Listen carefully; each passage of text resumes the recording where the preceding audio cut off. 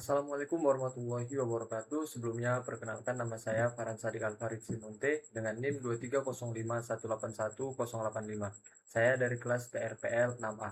Nah, pada kesempatan kali ini saya akan mempresentasikan aplikasi mobile yang saya buat untuk memenuhi tugas ujian akhir semester mata kuliah praktik aplikasi mobile lanjut. Nah, untuk itu di sini saya membuat sebuah aplikasi yang saya namai dengan BloodShare.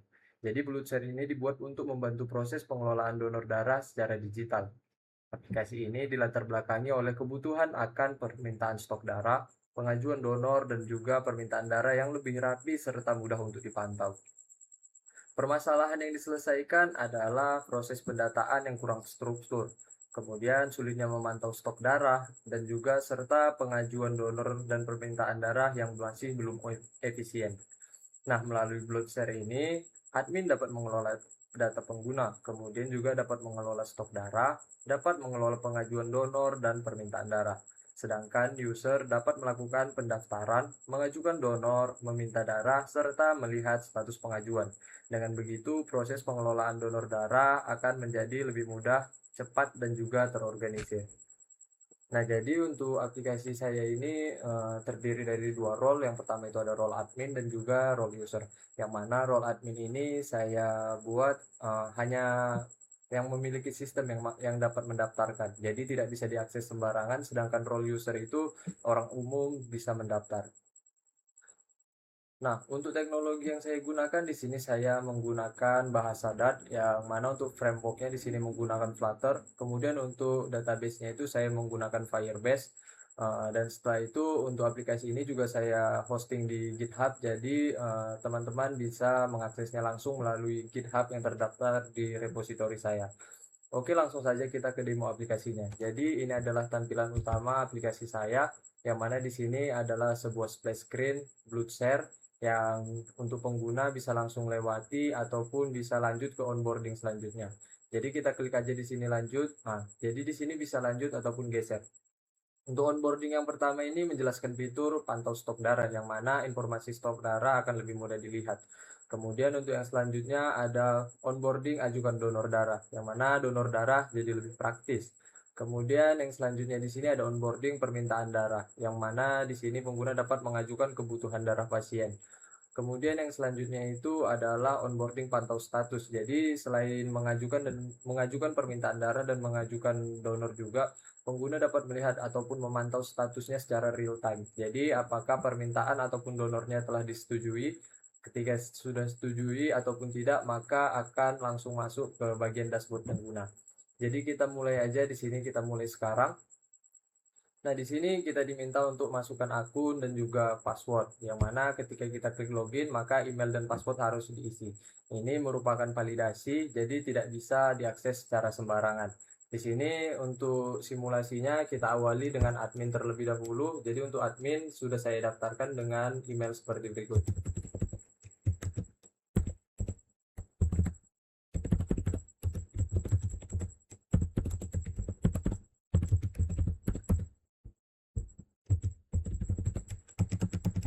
Nah, setelah memastikan telah memasukkan data dengan benar, kita dapat klik login. Setelah login, di sini akan ada sapaan berupa dashboard admin dan halo admin.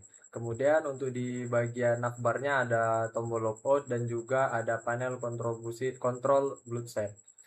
Nah, untuk dashboard admin ini terdapat ringkasan yang mana ada total kantung, kemudian donor menunggu, request menunggu, dan juga total user. Nah, total kantung ini berapa banyak stok darahnya, kemudian donor menunggu ini sudah berapa banyak pengajuan donor yang diajukan, kemudian request menunggu ini berapa banyak permintaan yang diajukan, dan juga total user ini adalah user ataupun pengguna aktif yang menggunakan aplikasi ini.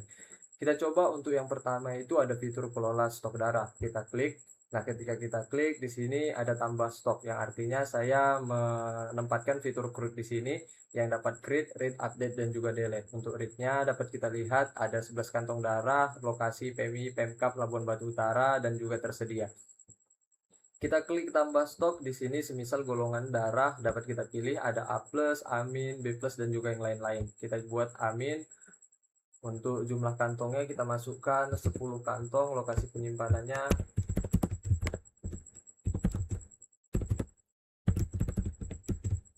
Untuk stoknya tersedia, kemudian kita klik simpan stok. Nah, stok darah berhasil ditambahkan. Di sini ada amin yang mana 10 kantong darah di PMI PMK Pelabura. Kita juga dapat melakukan edit di sini. Kita klik, kemudian kita edit.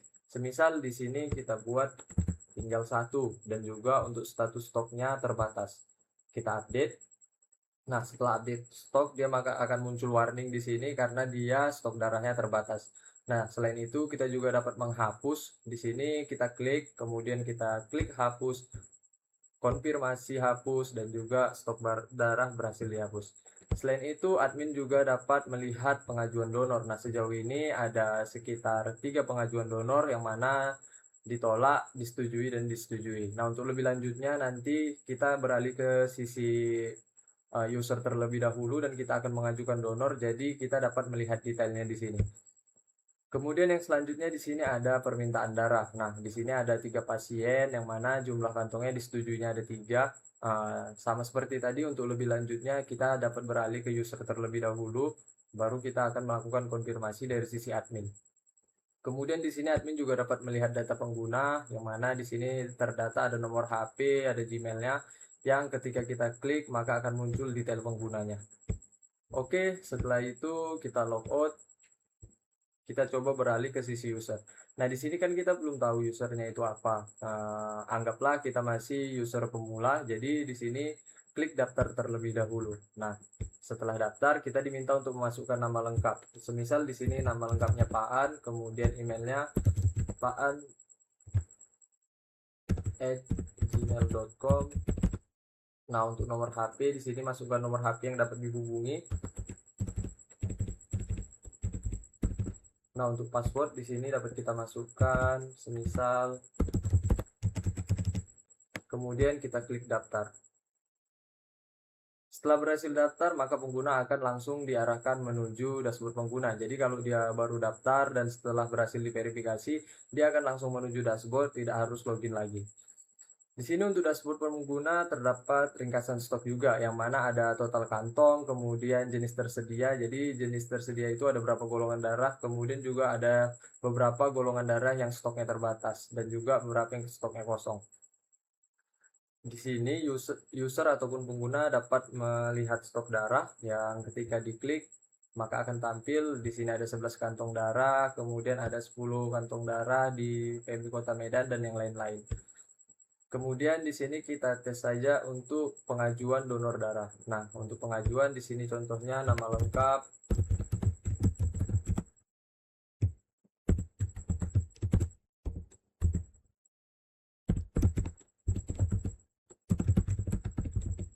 kemudian untuk umurnya di sini, dan juga jenis kelamin. Nah, untuk golongan darah yang diperlukan itu golongan darah yang ingin didonorkan itu kita bisa memilih sesuai dengan golongan darah kita. Semisal di sini B+. Untuk nomor HP dapat kita masukkan. Nah, untuk alamat di sini dapat kita masukkan alamat domisili kita dan juga riwayat kesehatan. Contohnya di sini ada, tidak ada, pernah anemia dan lain-lain. Nah, ini fungsinya untuk memudahkan admin untuk memilah mana user yang cocok untuk mengajukan donor. Di sini untuk riwayat kesehatan tidak ada, yang artinya tidak pernah bermasalah. Kemudian kita klik pengajuan donor. Kemudian untuk yang selanjutnya juga ada fitur permintaan darah. Permintaan darah ini dapat kita klik nama pemohon, misalnya di sini nama yang memiliki akun, kemudian nama pasien yang membutuhkan darah itu kita buat di sini. Kemudian golongan darah yang dibutuhkan semisalnya AB+. Jumlah kantongnya 2, kemudian rumah sakitnya di sini dapat kita pilih, semisal di sini RSUD Kabupaten Labuhan Batu Utara. Nah, untuk nomor HP ini masukkan nomor HP yang dapat dihubungi oleh pihak penyedia donor darah. Di sini contohnya. Kemudian di sini sertakan juga alasan kebutuhannya. Sebagai contoh kita bisa memasukkan inputan operasi, transfusi ataupun kondisi darurat. Jadi ini berfungsi untuk mengatur skala prioritas dari admin nanti. Semisal di sini untuk transfusi. kita kirim permintaan darah. Nah, untuk fitur yang selanjutnya itu dashboard pengguna dapat melihat status pengajuan. Nah, di sini ada status pengajuan donor dan juga ada status pengajuan permintaan. Di sini ada keterangannya, yang mana keterangannya menunggu. Ketika nanti berhasil disetujui admin, maka ini akan berubah menjadi disetujui. Nah, sama seperti yang permintaan masih menunggu, ketika disetujui oleh admin, maka notifikasinya akan berubah menjadi disetujui. Oke, kita beralih lagi ke bagian sisi admin. Tadi kita sudah memasukkan pengajuan dan permintaan. Kita lihat notifikasinya apakah berhasil masuk ke dashboard admin. Kita coba login.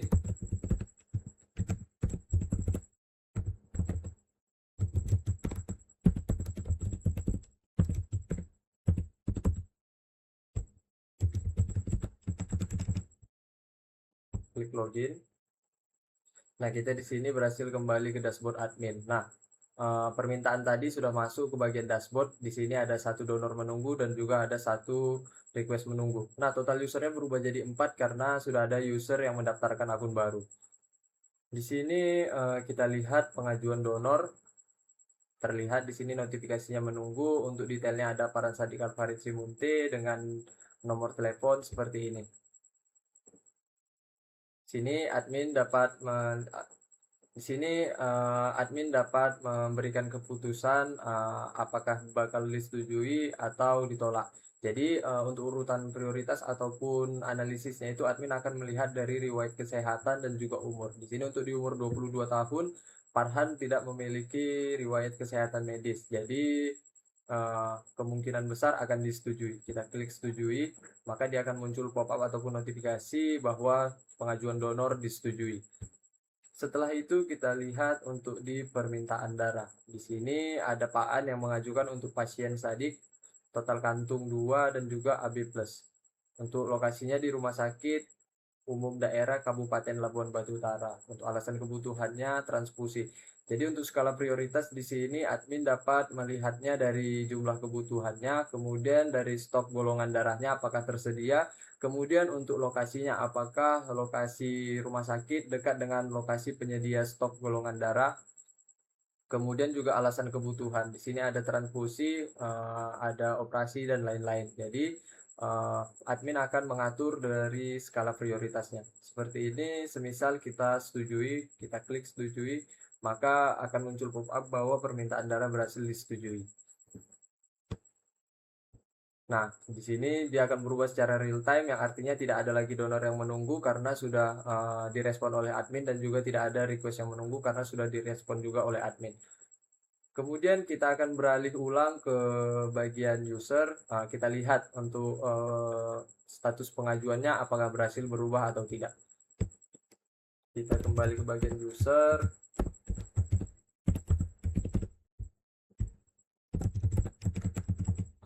Kita klik login.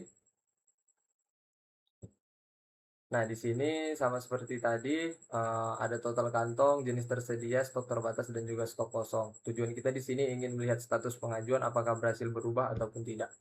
Kita klik di sini. Nah, untuk pengajuan donor di sini sudah disetujui, berisi data juga.